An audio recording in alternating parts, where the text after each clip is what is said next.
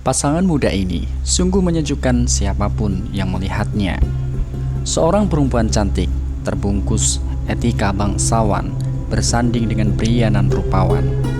Kecantikan dan kemuliaan budi Aminah menciutkan nyali perempuan-perempuan yang pernah mendamba Abdullah, memaksa wanita-wanita Jazirah Arab menanggalkan keinginan mereka untuk bersanding dengan Abdullah yang kini menjadi suaminya.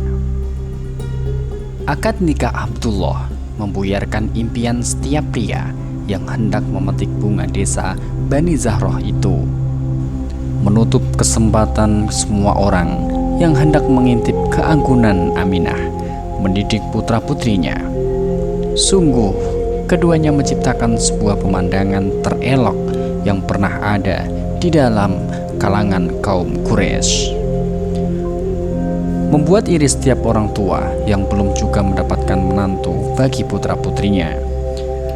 Seperti kebanyakan masyarakat Mekah, Abdullah juga berprofesi sebagai seorang pedagang.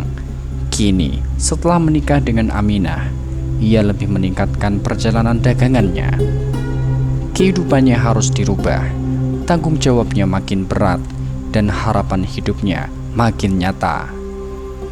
Keberadaan Aminah di sisinya menambah semangat untuk mempertahankan hidupnya.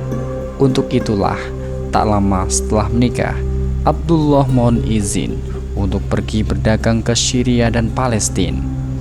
Inilah perjalanan dagang pertama Abdullah untuk mengais rezeki setelah menikah dengan Aminah. Pengalaman pertama mencari nafkah untuk menghidupi keluarga barunya. Beberapa waktu setelah keberangkatan suaminya, Aminah yang sedang tidur merasa seolah didatangi seorang laki-laki tak dikenal. Sosok yang sama sekali belum pernah dilihatnya. Laki-laki dalam mimpinya itu tiba-tiba menegurnya. "Apakah engkau merasa tengah mengandung?" tanya laki-laki itu. Aminah waktu itu belum merasakan adanya perubahan dalam tubuhnya. Perutnya masih seperti biasa, berat badannya juga tidak bertambah. Satu hal yang ia rasa aneh, haidnya berjalan tidak normal.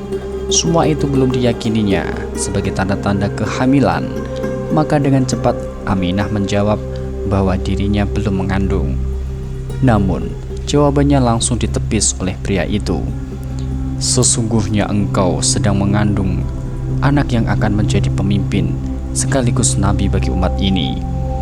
Ia akan terlahir pada hari Senin. Ketika ia lahir, maka engkau akan melihat ada cahaya yang menerangi kerajaan keras Syria. Dan ketika dia sudah lahir, maka berilah nama Muhammad." Kabar ini mengagetkan Aminah, juga membuatnya terharu. Tak terbayangkan olehnya kalau sebentar lagi ia akan dipanggil ibu.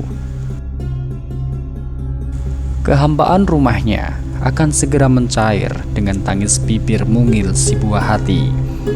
Kedua telinganya harus segera disiapkannya untuk mendengar celotehan-celotehan lugu dari anak pertamanya.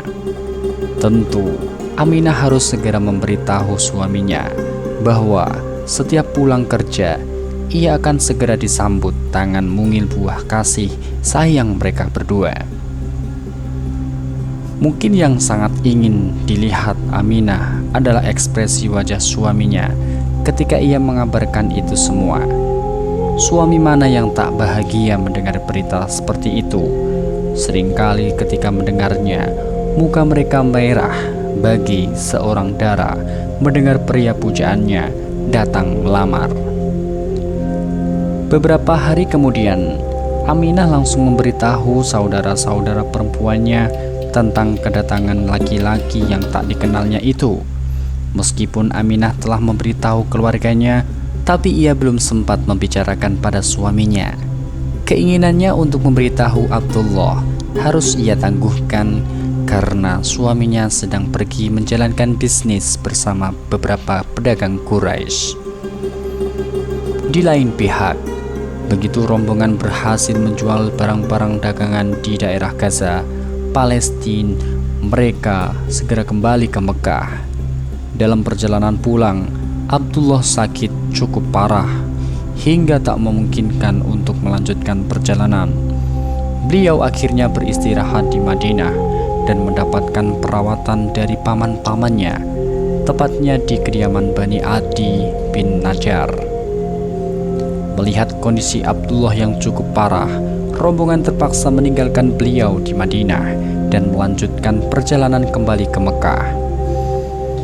"Di mana Abdullah?" sambut Abdul Muthalib begitu melihat rombongan datang tanpa putra kesayangannya.